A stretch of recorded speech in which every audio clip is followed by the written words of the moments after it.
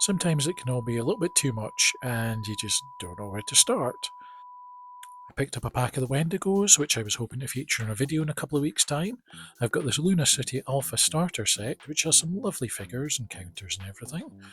I also recently got sent this great little figure from the same company, which I'm sure I'll use for something. I also, when I was in Birmingham in June, picked up 2 Ravage star sets. I've got a building that I started doing. This could be a modular thing, so you can have it as a 2-story building, or you can cut off the top, single-story building. So I'm going to be using it for my comic shop, or maybe a little cafe at some point. And I've also got this motel, which I've been working on for what feels like forever, really. Yeah. I've also got some 3D printed trees, which are going to be in the Wendigo video when I finally get around to doing that. And I've got my 2 squads, which I've started, but haven't quite finished yet, for my Doom series, which will hopefully be coming out later in the month, start of next month. I've even 3D printed the bases for them, but yeah, sometimes it can get a little bit overwhelming. So then, let's start with something simple, shall we? Because the 3/4's done anyway, I decided to work on my Doom figures first, so this should be a really quick couple hours work to get them done, as it's just really the bases that need done. So we're going to start with a heavy base coat of a brown.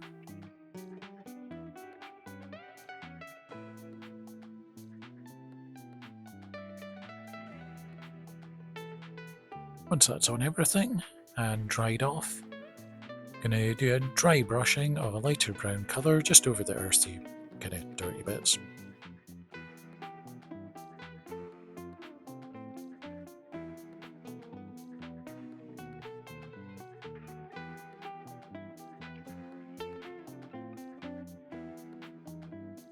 Then an even lighter dry brush over the same areas.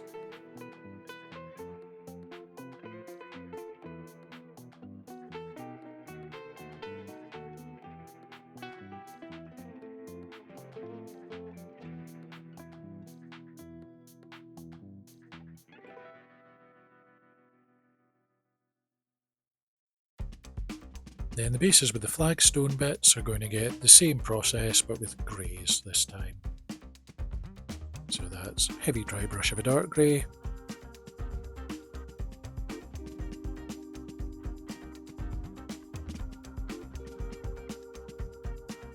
Follow that up with a lighter dry brush of a mid grey.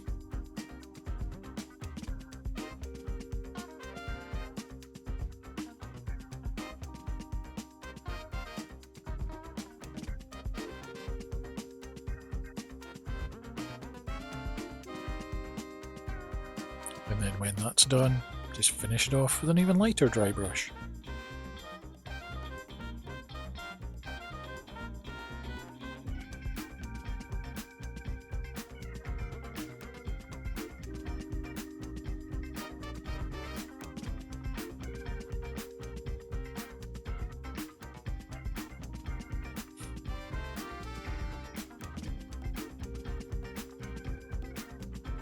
After that, I added in some colours to some of the little details on the base.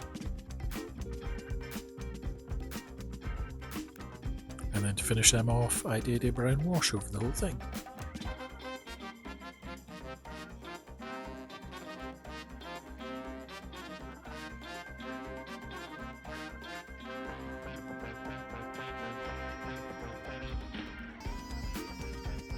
And once they were dry, I did go in and highlight some of like the skulls and things, just to add a bit more detail to it.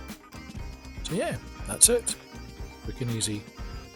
And it's just decide which figure's going on which base and stick them down. And then finally rim the bases in black.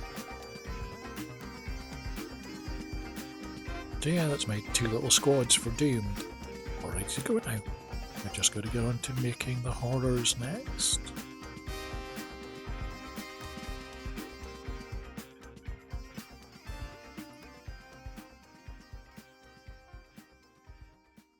As that was so quick and easy to do, I decided to carry on with doing the trees. So yeah, these are some trees I 3D printed. So again, we're just going to do a base coat of brown over everything. A dry brush of a light brown. Another dry brush of an even lighter brown. And then like a beigey white to finish off. I was going to do a wash over the top of it, but I thought I quite liked the look of them as they were. So yeah, that's basically the trees finished. I wanted to put them on some little modular like terrain pieces, so I'm just going to mark out 4 of these onto a bit of it's like thick card stock, plastic card. So cut each of those out. Remember to be careful if you're using any kind of blade.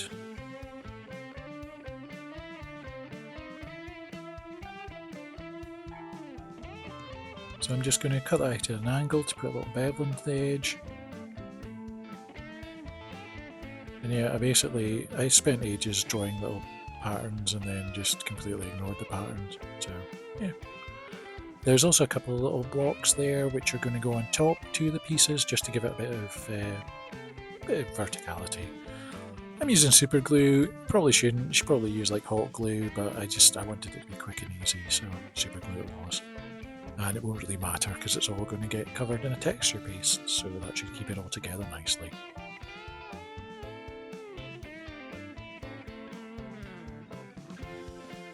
So yeah, then stick your trees on there, don't glue them down yet, just place them to the side. Make sure and use a figure to work out there's enough space to move between the trees, because there's nothing worse than putting together a train piece and realising you can't really use it practically. So yeah, I just let my guy go for a little walk around the forest there, try and check everything's okay. Seems cool with us all. So yeah, let's start getting some texture paste. There is a link to my previous video which shows you how I made up my splooge, as I like to call it. So yeah, just slap that all on there.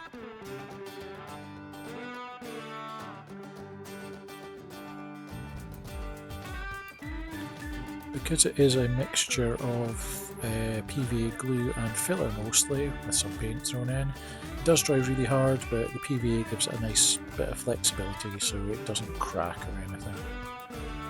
So yeah, once that's dried, I'm just going to repeat the process of basically base coating it a brown colour, doing a couple of dry brushes on top.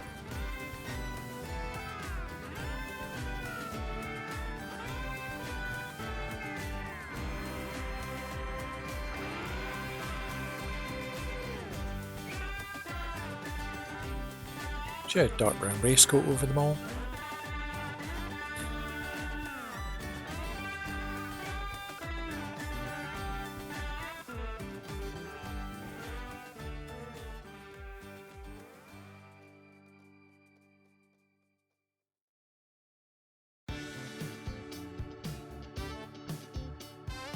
Follow that up with a quite heavy dry brush of another brown colour, just to highlight all the detail in the base.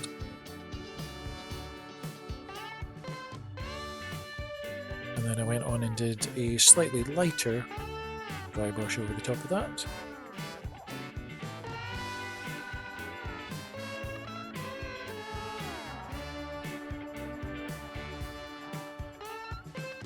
I did also go back in and pick out, redo some of the lightest tone I used on the trees, pick out some like root details, things like that. And then I actually used a green paint to do a bit of like detailing, kind of make it look like mossy earth, basically. So yeah, go up over some of the fallen down trees. You can go up the trunks, that's the word I was looking for. You can go up the trunks of the trees as well a little bit, so it just looks like a bit kind of mossy growth.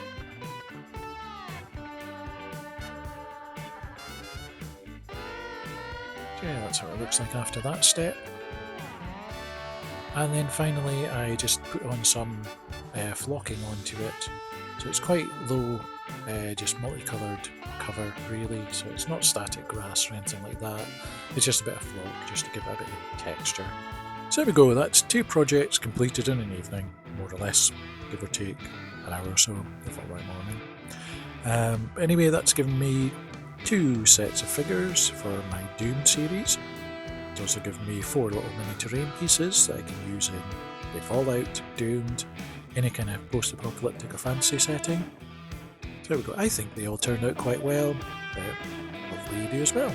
So if, like me, you're getting a bit craft exhausted, just keep at it. Start with something really simple, maybe finish an unfinished project that you've had lingering about for ages, and you'll soon find you're getting back into it again. So thanks for watching, and I'll see you again in the next video. Bye.